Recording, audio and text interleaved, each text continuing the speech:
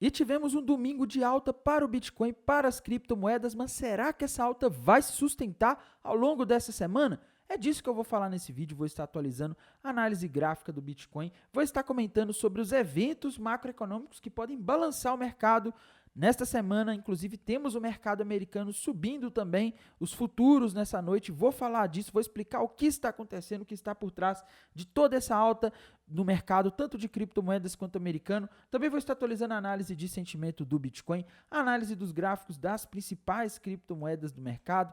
Mas antes de continuar, pessoal, primeiramente não deixem de se inscrever aqui no canal Criptográfico no YouTube, ativar o sininho para receber as notificações, deixar o like aí embaixo para dar aquela força, deixar seus comentários também aí embaixo.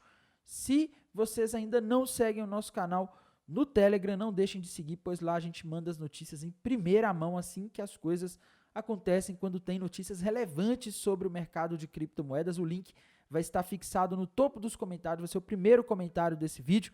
E bora lá atualizar a situação, comentar sobre o que está acontecendo hoje. Tivemos um dia de leve alta para o Bitcoin nesse domingo, mas apesar dos pesares, pessoal, ele não conseguiu, pelo menos na minha visão, formar algum padrão gráfico convincente aqui de alta, tá? Eu tô vendo algumas pessoas falando aí que ele rompeu para cima aí uma cunha descendente, né, forçando a barra aí, mas sinceramente, pessoal, não estou muito confiante e eu falo isso pelo volume de negociação, tá? A gente viu sim ali algo que pode se parecer uma cunha descendente no gráfico de uma hora, mas cadê o volume de negociação aqui embaixo nesse rompimento, né? O volume está muito baixo, tá? Não entrou tanto dinheiro no mercado para a gente poder confiar cegamente nesse rompimento. E mesmo que a gente tenha aqui esse rompimento, que o pessoal está especulando, né, sem volume, o alvo seria lá nos 89, tá? Então não seria um alvo muito grande a ponto de mudar muita coisa para o Bitcoin. A gente lembra que para o Bitcoin entrar, ou pelo menos sair da tendência de baixa, ele precisa romper para cima os 90 mil dólares, e se ele fosse nos 89, isso não aconteceria, tá? Então, o fato de a gente ainda ter o Bitcoin aqui abaixo dos 90 mil dólares torna válido aquele cenário do topo duplo, tá? Um padrão de reversão que o Bitcoin rompeu algumas semanas atrás, né? Algumas semanas atrás, cujo alvo está na região lá dos 72 mil dólares, tá? Então, essa é a situação que a gente tem. Infelizmente, a gente ainda não invalidou aquele topo duplo e o alvo continua ali na região entre 72 e 74 mil dólares, tá? Mas que dia que o Bitcoin vai bater nesse alvo? Não sabemos. Infelizmente, a análise gráfica ela não dá data para as coisas acontecerem, tá? Mas esta semana a gente vai ter alguns eventos aí que podem vir a ser gatilhos aí para o Bitcoin buscar esse tão falado alvo ali dos 73, 74 mil dólares, que não sou só eu que estou falando, vários analistas estão falando aí nos últimos dias, tá?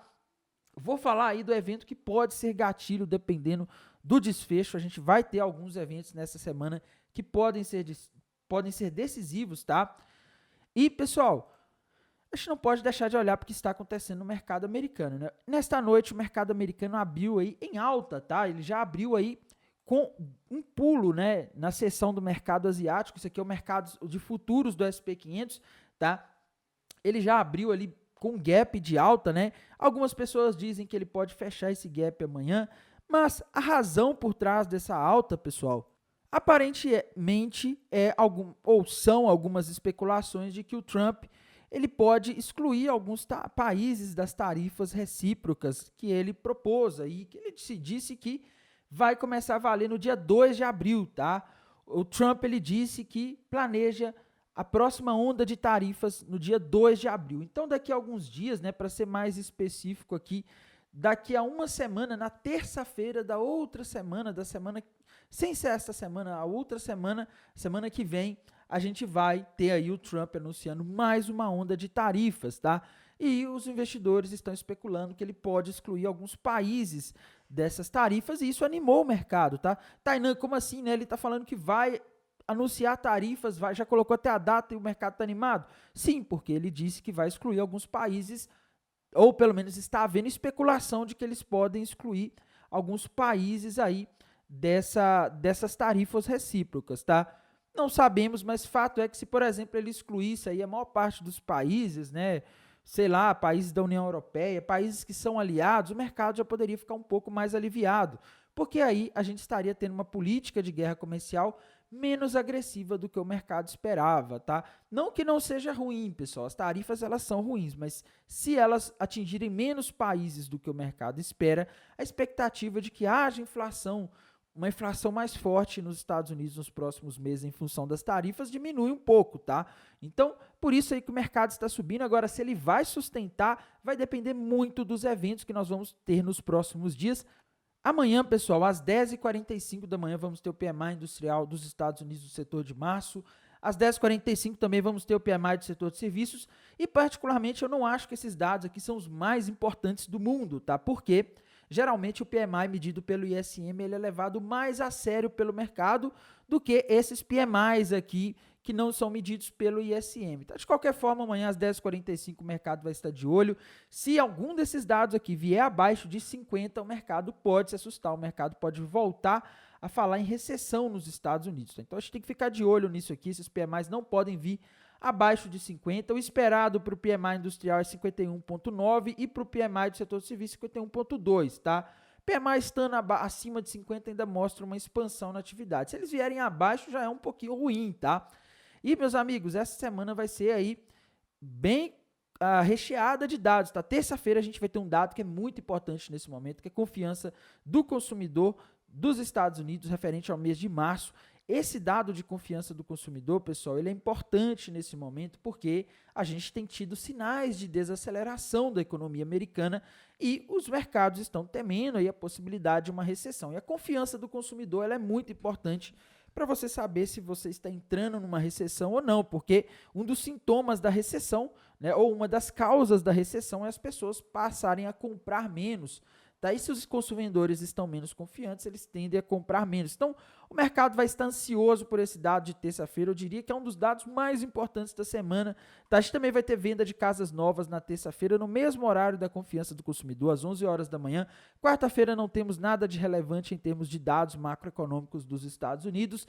Quinta-feira, às 9h30 da manhã, nós vamos ter revisão do PIB do quarto trimestre dos Estados Unidos. Isso é um dado importante, tá? Para a gente ver aí se na expectativa, se os economistas acertaram a expectativa de crescimento para o ano passado dos Estados Unidos, embora seja um dado aí que mostre o passado, é sempre bom aí ter uma noção de como estava a atividade econômica naquele período. Na quinta-feira também prejudiciais para o seguro-desemprego, como todas as semanas, e eu diria que o mais importante de tudo nesta semana é esse daqui, o de sexta-feira, núcleo do índice de preços PCI, dado de inflação que o Fed olha para decidir o que ele vai fazer com as taxas de juros. Tá? Na semana passada tivemos decisão do Fed que manteve as taxas de juros e se, por exemplo, esse dado aqui de inflação mostrar uma inflação mais baixa do que o esperado, né, a gente poderia aí ter talvez o mercado reagindo bem. Tá? Se, por exemplo, o esperado para o núcleo do índice de preços PCI para esta sexta-feira é que vem em 0,3%. Se ele vier, por exemplo, 0,4%,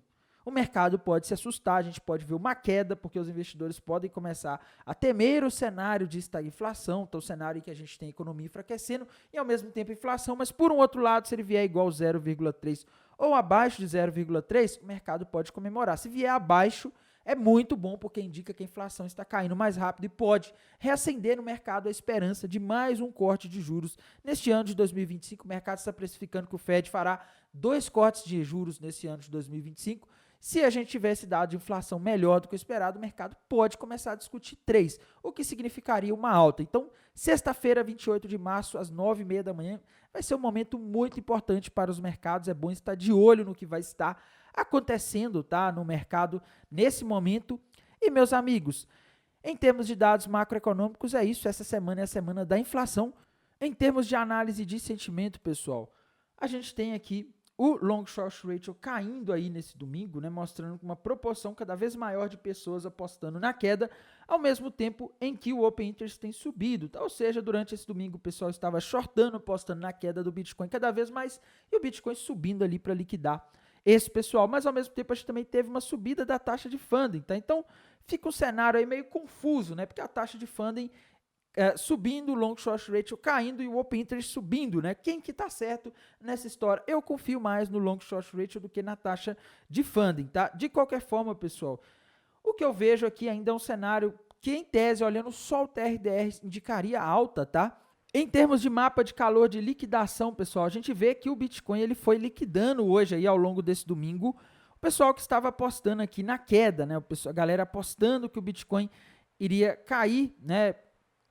E o Bitcoin foi subindo ali, liquidou. Ainda há um restante de liquidez na região dos 87, mas de acordo com as estimativas do mapa de calor dos últimos 7 dias da High Block, os pontos em que a gente tem mais liquidez são na região dos 82.600 e na região lá dos 81.000, tá? Então, existe uma grande chance, pelo menos de acordo com o mapa de calor, de as baleias tentarem jogar, aproveitarem qualquer quedinha que o mercado der para tentarem jogar o Bitcoin novamente na região dos 81, 82 mil dólares, tá? Não consigo ver nada além disso aqui no mapa de calor. Quando a gente dá um zoom out, a gente vê liquidez para todo lado, mas em tese teria mais abaixo, tá? Eu acho que vai depender muito de para onde o mercado americano vai. A gente sabe que o Bitcoin nos últimos tempos tem acompanhado muito as bolsas americanas, e as bolsas americanas estão reféns aí do que o Trump fala, tá? No dia que ele fala que vai taxar um monte de país, que vai fazer guerra comercial, que vai colocar tarifa, a gente tem as bolsas caindo. No dia em que ele fala que, não, nós vamos aí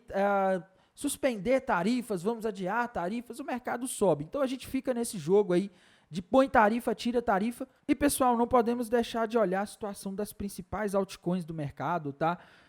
Pessoal, só recapitulando aqui, tá? Gráfico do semanal do Bitcoin fechou, mas não indica muita coisa, não fechou um candle de força indicando alta, tá? Não dá para tirar muitas conclusões. Gráfico da dominância do Bitcoin, que é o que a gente precisa que caia para as altcoins subirem, segue ruim, tá? Ela não está conseguindo cair, né? A dominância do Bitcoin fechou a semana estável, sem grandes variações, e eu tenho suspeita de que a dominância do Bitcoin possa estar formando um triângulo ascendente. Se ela romper a região ali dos 62,3 pontos, a gente pode ver a dominância saltando lá para cima dos 65 pontos, o que poderia representar uma forte desvalorização das altcoins frente ao Bitcoin, tá? Então, a gente tem que tomar um certo cuidado com isso. Da situação da Ethereum, pessoal, apesar aí de ter subido um pouquinho, nesse domingo ela não conseguiu fechar acima dos 2 mil dólares. A Ethereum não tem conseguido se manter acima dos 2 mil dólares, o que reforça aquele cenário do topo duplo com alvo na região dos 1.100 dólares. Solana, meus amigos, tem subido um pouco aí nesse domingo, tá? Mas ela chegou aqui na região de resistência. A gente vê que essa região dos 135 dólares, ela já foi suporte e resistência para a Solana em vários momentos, e agora a Solana pode ter alguma dificuldade de passar dessa região, então a gente deve tomar um certo cuidado aí. ADA Cardano, meus amigos, ADA Cardano, tá? Apesar aí de está andando de lado nos últimos dias, está estável, ela não conseguiu descaracterizar aqueles padrões gráficos que indicam que a Cardano pode acabar nos próximos dias indo buscar a região dos 55 centavos de dólares. Nos últimos dias ela rompeu um topo duplo para baixo, um triângulo, uma cunha ascendente, né? Ambos com alvo na região dos 55 centavos de dólares, e até agora ela não descaracterizou, tá? Outra moeda que a gente não pode deixar de olhar, pessoal, BNB, Binance Coin, meus amigos.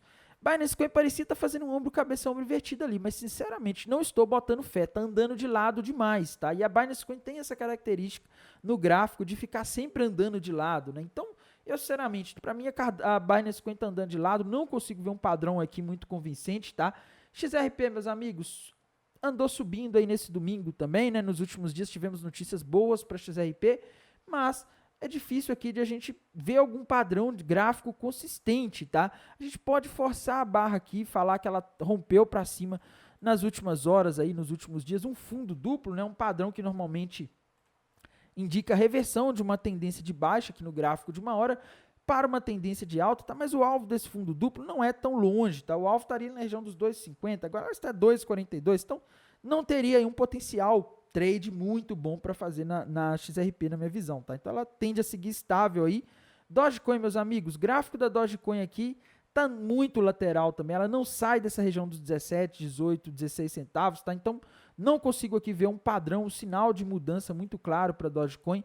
Tron, meus amigos, caiu um pouco aí nesse domingo, mas ela continua acima da região dos 22 centavos ali, tá? Então a região dos 22 centavos é um suporte importante. Gráfico da TOM, meus amigos. TOM parecia estar subindo aí nos últimos dias, mas parecia ter rompido para cima um triângulo ascendente, mas ela estagnou aqui, tá? E para mim a TOM, né? O token TOM entrou em lateralização agora e não tem sinais aí muito claros de para onde vai, tá? AVAX, pessoal, tá subindo agora de noite, né? A AVAX está bem forte aí nos últimos dias, mas apesar dos pesares, ela ainda não conseguiu descaracterizar aquele topo duplo. Aliás, ela não rompeu para baixo, né? Mas a AVAX ainda não conseguiu ter força suficiente para fazer a gente acreditar em reversão, né? A gente não tem aqui um padrão muito forte de reversão, um sinal muito claro de reversão, tá? Então, a AVAX aí segue estável. EVE, pessoal, nos últimos dias rompeu para cima um fundo duplo com alvo na região dos 190, mas está com muito mais cara de lateralização isso daqui, tá? Pendle nos últimos dias bateu o alvo daquele ombro cabeça-ombro invertido que a gente havia alertado. Agora ela parece estar formando um ombro cabeça-ombro menor aqui no gráfico de 1 hora, tá? Que pode reverter para uma baixa de novo, então a gente tem que tomar um certo cuidado. SUI, meus amigos, SUI tá andando de lado nas últimas horas. Nos últimos dias ela não conseguiu descaracterizar aquele triângulo descendente com alvo em $1,50.